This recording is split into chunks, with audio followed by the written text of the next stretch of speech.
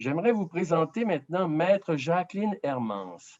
Maître Hermans est avocate au barreau de Bruxelles depuis 1977. Elle est présidente de l'Association pour le droit de mourir dans la dignité, l'ADMD Belgique. Elle est aussi membre de la Commission fédérale d'évaluation et de contrôle de la loi relative à l'euthanasie. Elle est également membre du comité consultatif de bioéthique en Belgique. Maître Hermans, c'est un plaisir de vous revoir et de vous recevoir à distance. À vous la parole. Je vous reviens. Mille excuses. Bonjour le Québec, je vous remercie vivement pour cette invitation. J'espère pouvoir partager avec vous quelques réflexions par rapport à notre expérience pour ce sujet éminemment sensible qui présente des tensions entre le respect de l'autonomie du patient et la protection des personnes vulnérables, autonomie du patient, prévention du suicide.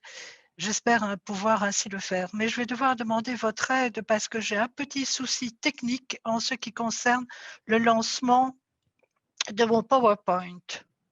Je fais appel à l'équipe.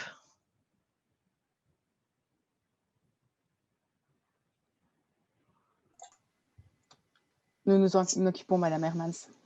Je vous remercie.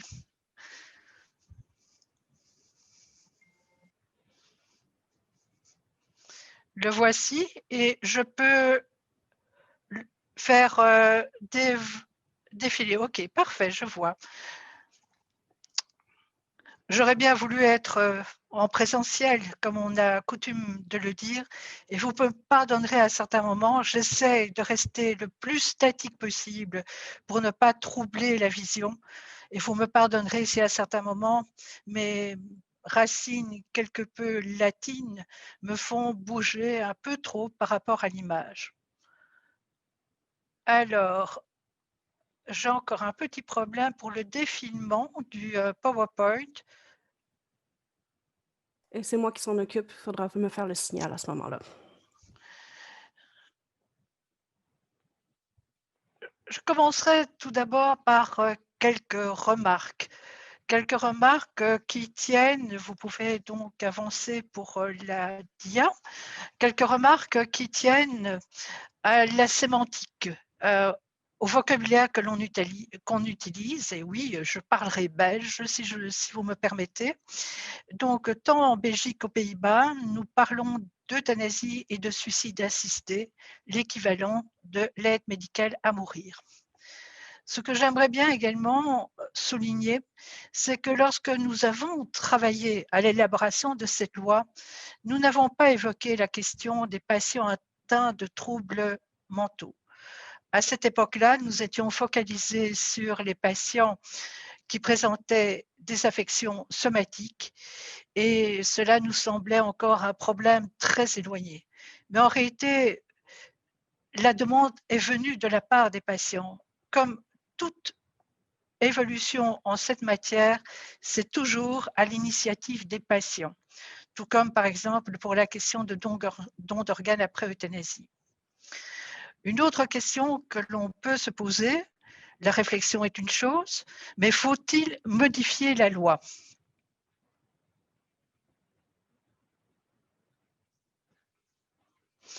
Autre remarque préliminaire, notre loi, aussi bien aux Pays-Bas qu'en Belgique, n'a jamais fixé d'échéance, je dirais, en tout cas en ce qui concerne la fin de vie.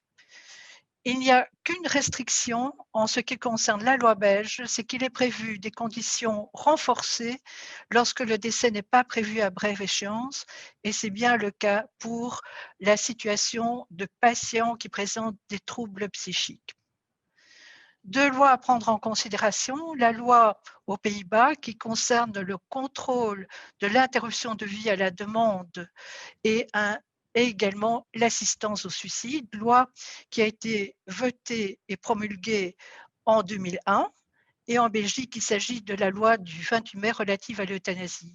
Une précision, toutefois, nous ne sommes pas limités à évoquer la question de l'euthanasie. Nous avons également promulgué une loi concernant le principe de l'accès général du patient aux soins palliatifs et également une loi relatives aux droits du patient.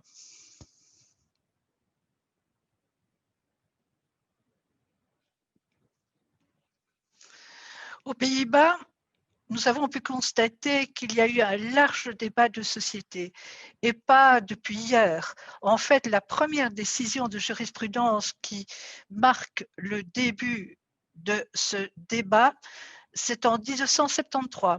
Première décision qui sera suivie par d'autres. Les Pays-Bas jouant un petit peu comme les pays de common law à déterminer les critères à la suite de différentes décisions de jurisprudence. Autre caractéristique des Pays-Bas, le code pénal contient 2 délits qui sont relatifs à l'euthanasie et à l'assistance au suicide.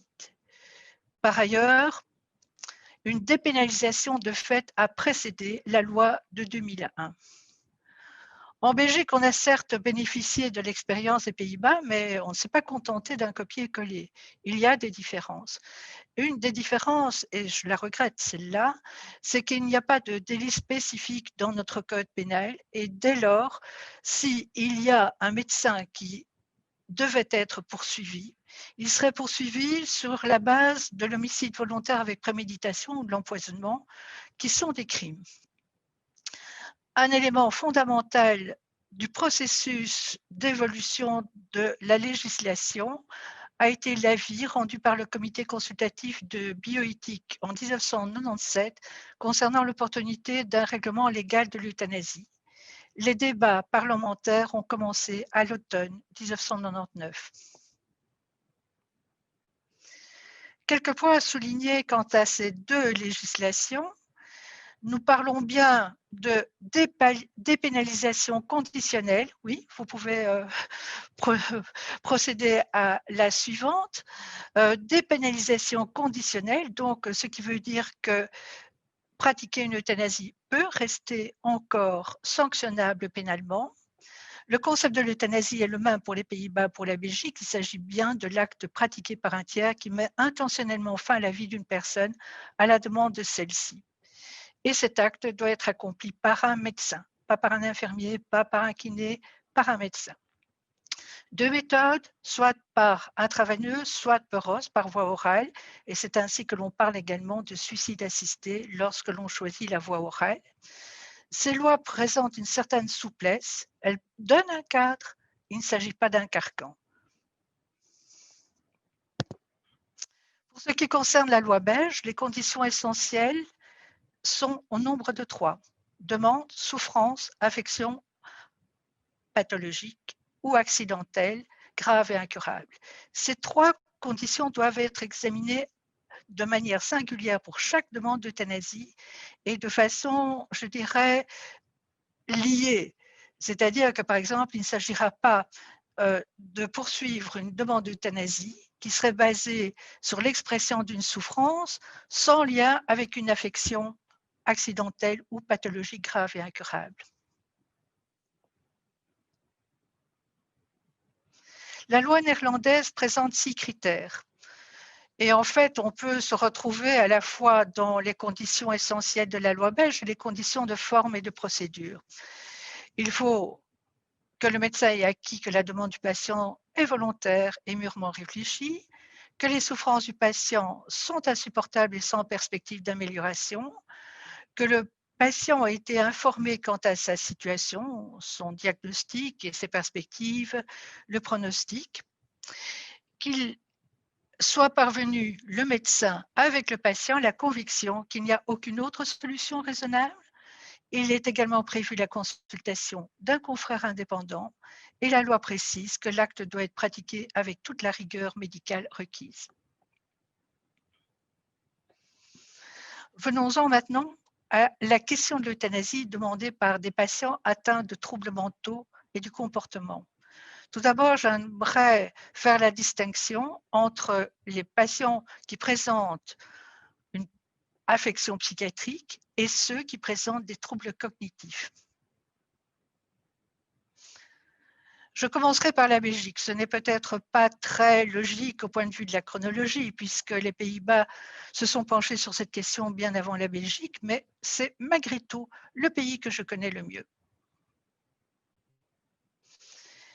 Je vais m'inspirer des rapports de la Commission fédérale de contrôle et d'évaluation de la loi relative à l'euthanasie. Cette commission doit présenter aux chambres un rapport tous les 2 ans. Et la première mention en ce qui concerne des patients atteints de troubles psychiques, on la trouve dans le 2e rapport, donc dans les années 2004-2005. À cette époque, on parlait d'affections neuropsychiatriques, on a abandonné cette classification qui prête à confusion, mais nous pouvions déjà constater que dans les premières années de l'application de la loi, il était question soit de patients atteints de maladie d'Alzheimer, soit de patients présentant des cas de dépression majeure irréductible.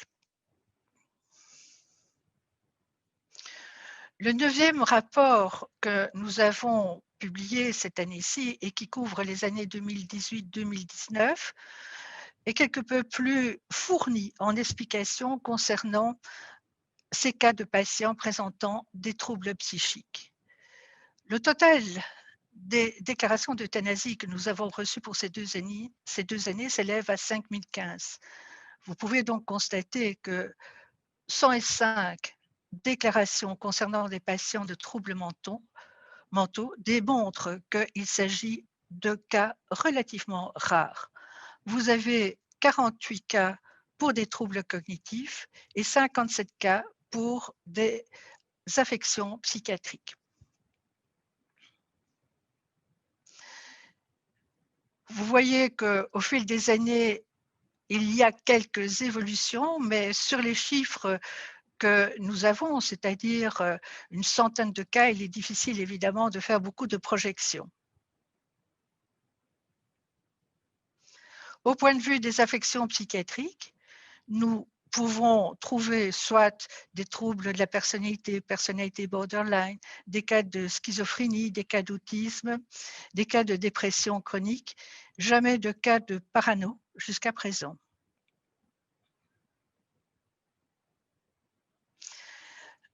Pour ce qui concerne les patients atteints de troubles psychiatriques, les principales raisons que l'on peut déceler à propos de leur demande, c'est déjà le fait que depuis des années, ils ont été soumis à des traitements qui se sont révélés inopérants.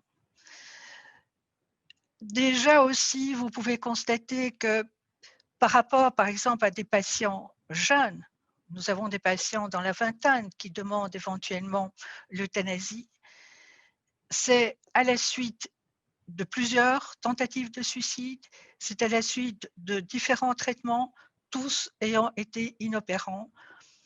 Et pour les personnes plus âgées, ce qui joue très souvent, c'est l'impression que les phénomènes d'angoisse deviennent de plus en plus durs, de plus en plus longs et qu'il n'y a vraiment aucune solution et que demain sera encore pire qu'aujourd'hui. 2 cas sont présentés, le cas d'une patiente jeune et le cas d'un patient plus âgé. Le cas de la patiente jeune, elle était atteinte de troubles genre borderline et en fait, ce qu'il y a, c'est qu'elle avait également été très souvent mise en institution. Tous les traitements avaient été, je dirais, pas expérimentés, mais en tout cas avaient été tentés.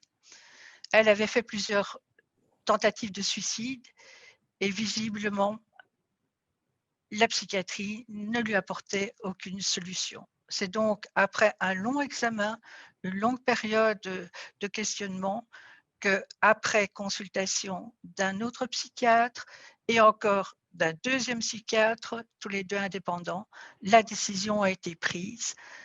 Elle a reçu l'euthanasie. Le cas suivant est relatif à un patient âgé de 87 ans. Il s'agit d'un problème plus particulier de dépression réfractaire à tous les traitements et donc avec l'anxiété croissante. Vous voyez l'appellation LEV qui apparaît. Il s'agit en fait de médecins flamands qui reçoivent une formation bien particulière par rapport à ces questions de fin de vie et qui sont habilités à donner des avis dans le cadre de la consultation obligatoire prévue par la loi.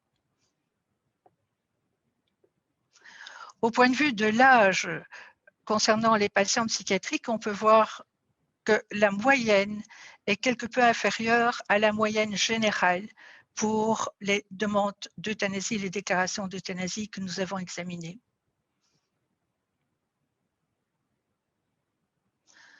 En ce qui concerne les troubles cognitifs, en préparant le PowerPoint, je me suis rendu compte qu'il y avait un petit écho à propos de la crise sanitaire que nous connaissons en effet. En fait, le risque de présenter une démence s'accroît avec l'âge. Aujourd'hui, en Belgique, nous avons de l'ordre de 150 000 patients qui sont atteints de troubles cognitifs, style maladie d'Alzheimer. Et ce nombre risque de croître avec les années, l'âge étant le principal facteur de risque. Et l'on parle d'au moins 10% des plus de 65 ans qui développent un trouble cognitif. Cela devient 20% pour les plus de 80 ans et un peu plus de 40% après 90 ans.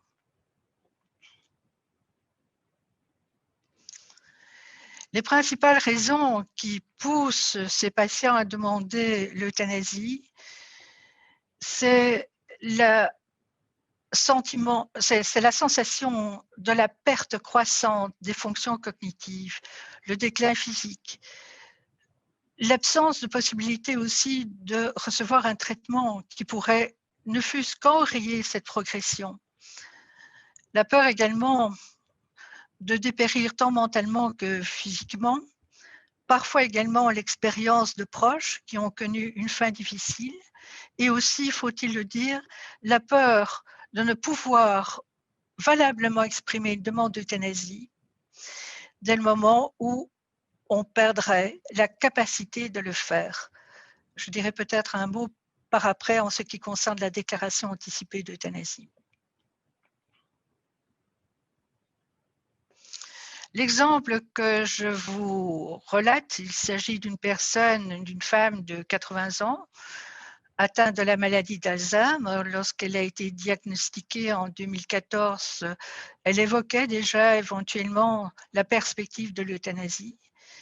Et en fait, avec les années, voyant que sa mémoire commençait à décliner, qu'elle ne pouvait plus profiter de rien, qu'elle avait l'impression de tourner en rond, que par ailleurs elle avait son expérience, elle avait été infirmière en psychiatrie, elle avait l'expérience de patients atteints de ce type de maladie. Elle n'a pas voulu aller plus loin. Et je vous citerai un autre cas que je n'ai pas repris dans les dias, c'est le cas d'Hugo Claus, écrivain flamand, qui adorait les mots et qui a été atteint de la maladie d'Alzheimer. Quand il s'est rendu compte qu'il ne pouvait plus jouer avec les mots, qu'il ne pouvait plus même lire les poèmes qu'il avait écrits, il s'est posé la question de l'euthanasie. Mais sa décision a été prise le jour où, sa femme lui demandant d'éteindre la lumière, il ne se sentait même plus capable de manipuler un interrupteur. Ce cas a été fort médiatisé, mais il y avait eu déjà des cas d'euthanasie de patients atteints de la maladie d'Alzheimer avant Hugo Claus. En ce qui concerne l'âge pour les patients atteints de troubles cognitifs et demandant l'euthanasie, nous nous trouvons évidemment dans une fourchette beaucoup plus élevée. Il existe des maladies d'Alzheimer précoces, mais c'est évidemment avec l'âge que le risque s'accroît. Ce que je voudrais souligner, c'est que ces cas demeurent exceptionnels. On ne s'est pas retrouvé devant une augmentation exponentielle des demandes d'euthanasie pour troubles mentaux.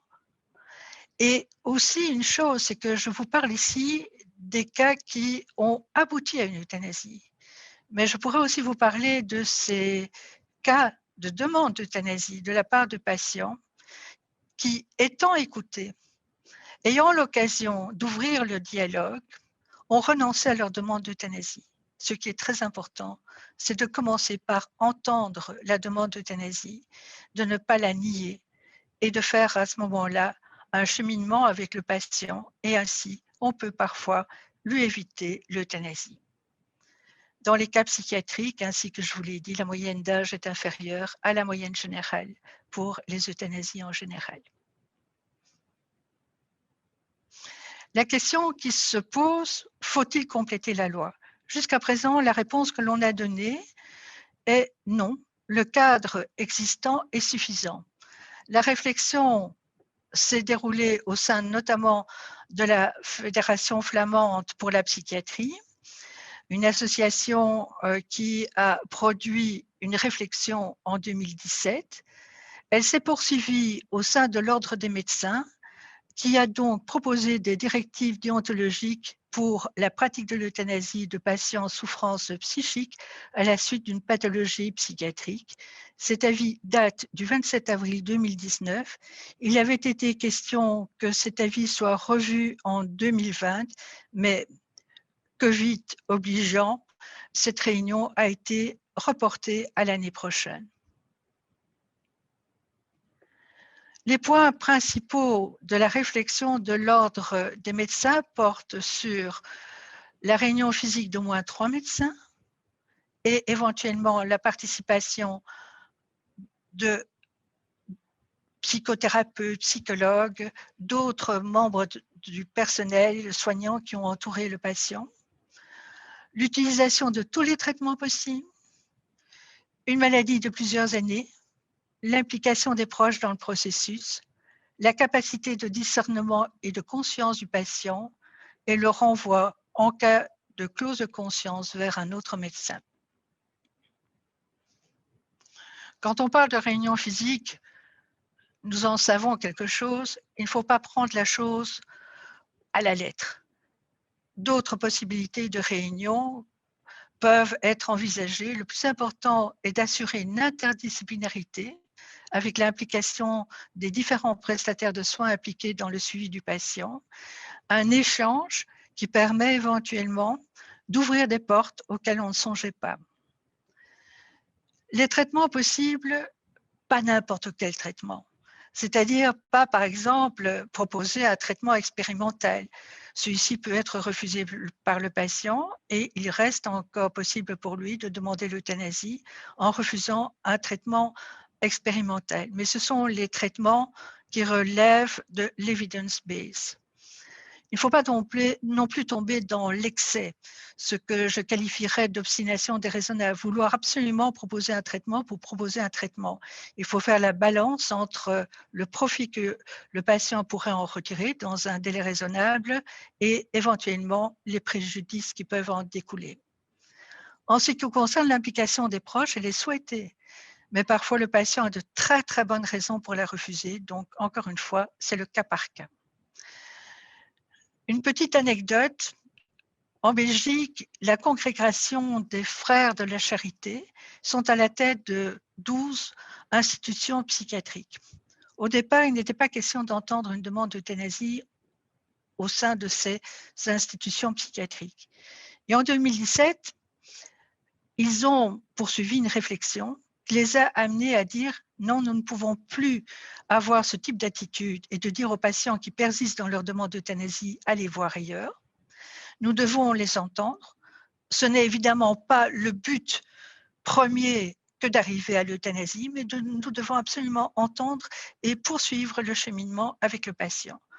Vous pouvez imaginer que cette prise de position n'a pas plu aux autorités qui ont leur siège à Rome et que depuis lors, depuis par exemple 2020, il paraît que ces institutions ne peuvent plus porter le qualificatif de catholique, mais elles ont poursuivi dans leur attitude de pouvoir entendre et répondre à des demandes d'euthanasie par rapport à leurs résidents. J'en viens maintenant aux Pays-Bas.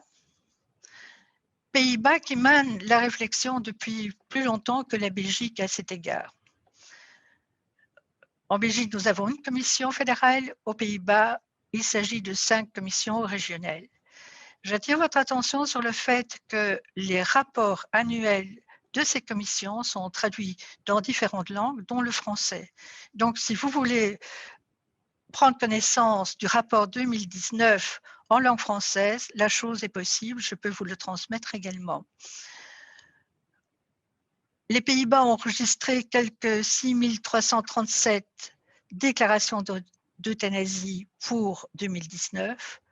68 d'entre elles concernaient des patients psychiatriques, 162 des patients atteints de démence évolutive.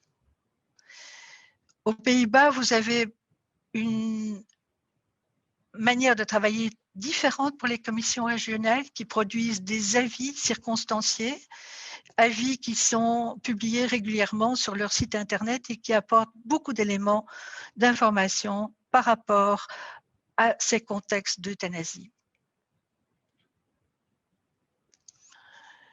La réflexion est menée depuis à tout le mois 2009 au sein de l'association néerlandaise pour la psychiatrie.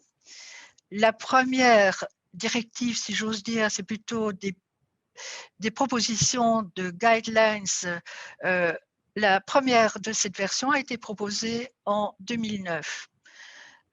Ceci a été revu en 2018 avec une large concertation.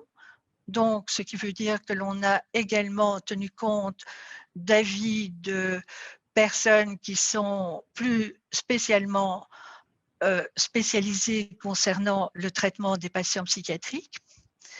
Et en fait, on se retrouve avec beaucoup de convergence par rapport aux critères qui sont retenus. Du temps, le temps est nécessaire, toujours. Pas se limiter à la consultation d'un seul médecin, d'emblée faire intervenir un psychiatre en dehors de la consultation obligatoire prévue par la loi.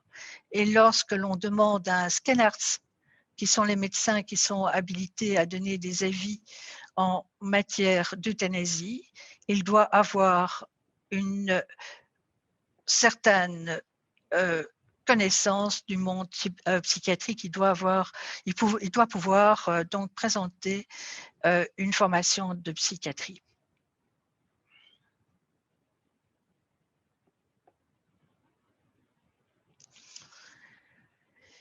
Une étude intéressante est celle qui a été développée par le Centre d'expertise de l'euthanasie. Hélas, elle est rédigée en langue néerlandaise.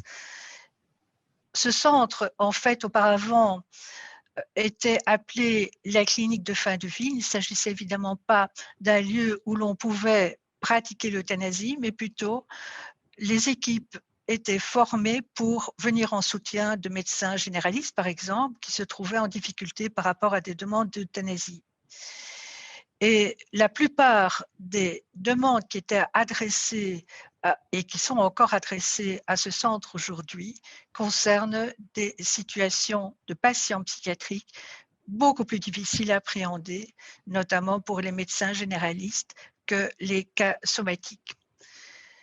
Vous avez également comme référence le Code d'euthanasie 2018. Qu'est-ce ce Code d'euthanasie 2018? Il a été rédigé par les commissions régionales de contrôle et propose donc les différentes, enfin pas réglementations, mais propose les analyses des différents cas qui peuvent se présenter en cas de demande d'euthanasie. Un chapitre est consacré aux patients psychiatriques. On retrouve les critères dont j'ai déjà parlé auparavant.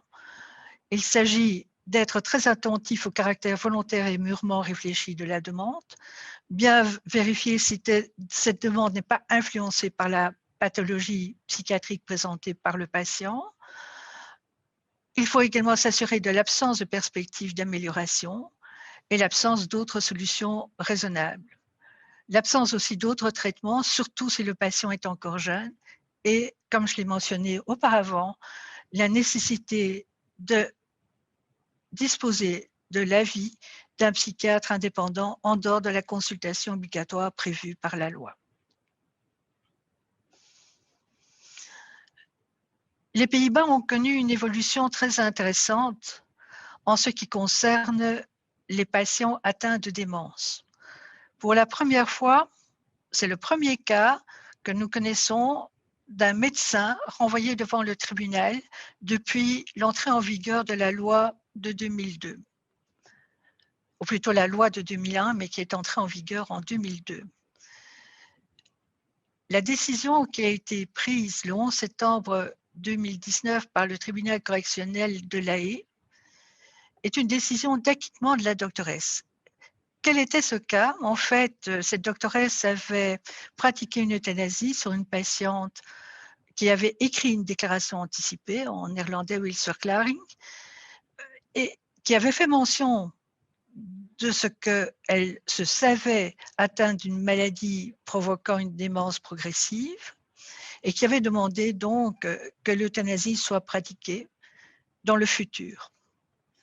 Au moment où la doctoresse s'est interrogée sur la possibilité de pratiquer cette euthanasie, la patiente n'était plus capable de confirmer sa demande.